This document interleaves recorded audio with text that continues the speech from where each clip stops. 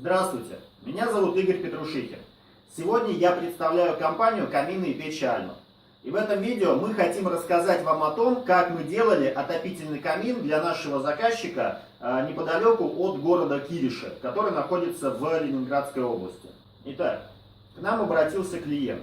Он переслал материалы с информацией по конструкции дома, фотографии каминов, которые ему нравятся, и рассказал о том, что хочет камин с угловой каминной топкой, при помощи которого он сможет обогревать дом. Мы подготовили ему предварительное коммерческое предложение на основании тех материалов, которые получили от него, и на основании того, как поняли эту задачу. Коммерческое предложение его устроило, и мы договорились о встрече на объекте. На объекте мы познакомились, выяснили, что же конкретно хочет наш клиент, сняли подробные замеры, сделали фотографии и заполнили опросный лист. На основании этих материалов мы подготовили второе коммерческое предложение, которое уже более реально отражало ту конструкцию камина, которую мы будем делать, и заключили договор. Первым этапом работ у нас было проектирование. В рамках проектирования мы подготовили концепцию дизайна, которую согласовали с клиентом, и на основании этого дизайна мы подготовили всю необходимую рабочую документацию, в которую входили пояснительные записки, техническое задание для смежников, все чертежи, необходимые для того, чтобы выполнить работы по камину, разумеется, спецификация. На основании этого проекта мы подготовили окончательную расчетную смету, которую согласовали с клиентом и в рамках которой заключили дополнительное соглашение с утвержденным окончательным бюджетом проекта. Заказчик профинансировал необходимые строительные материалы и оборудование, а также внес предоплату по работам. Мы закупили все необходимые материалы и произвели комплектацию объекта. После этого, в соответствии с нашими планами и датами, указанными в договоре, на объект вышла монтажная бригада. Как правило, это 2 человека, монтажник и его помощник-ученик. Работы начались с укрепления основания под камин, так как на момент нашего выхода у заказчика уже была залита стяжка и под стяжкой находился теплый пол.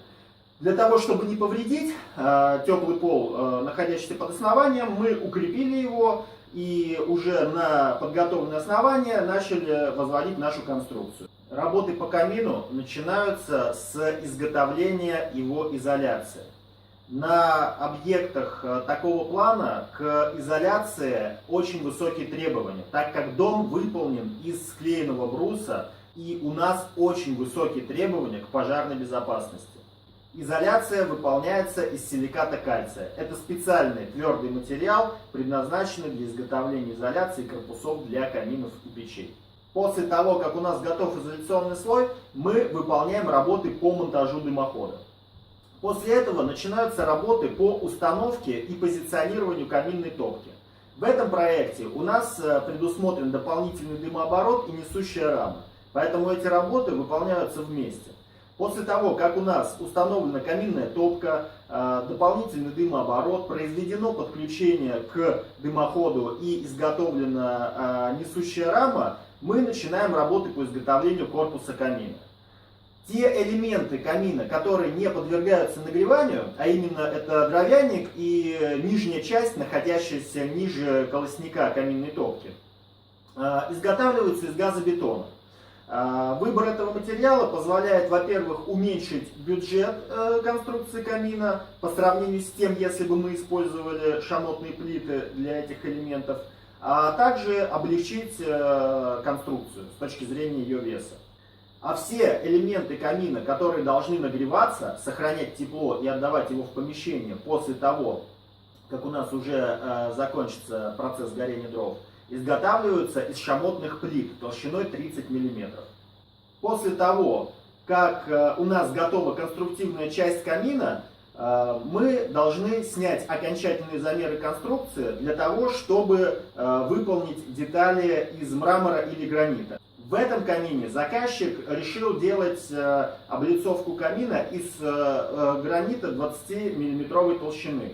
Предварительно гранит у нас был согласован, но перед окончательной его покупкой мы поехали на склад, сфотографировали конкретный слэб и согласовали с заказчиком окончательный рисунок этого камня.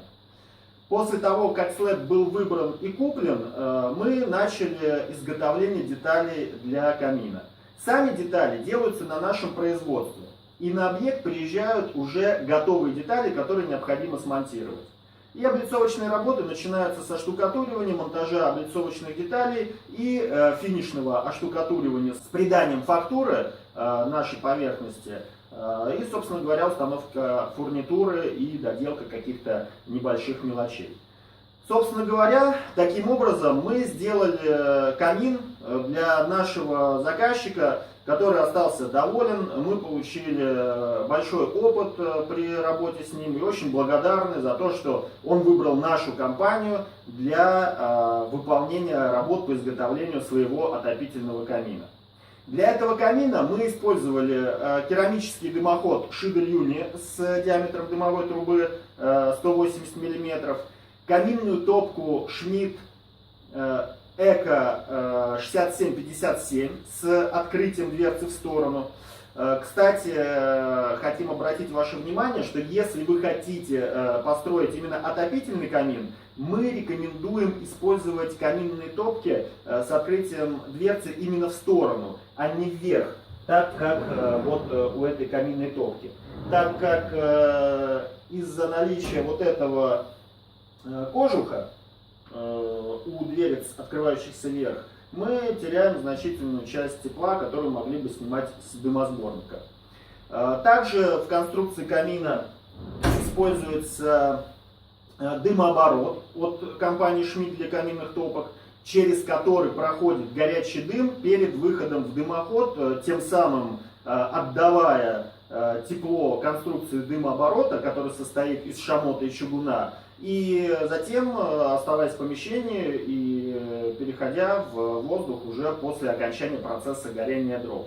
Теплонакопительный корпус камина выполнен из шамотных плит Вольфсхойер-Танберке толщиной 30 мм. Эти плиты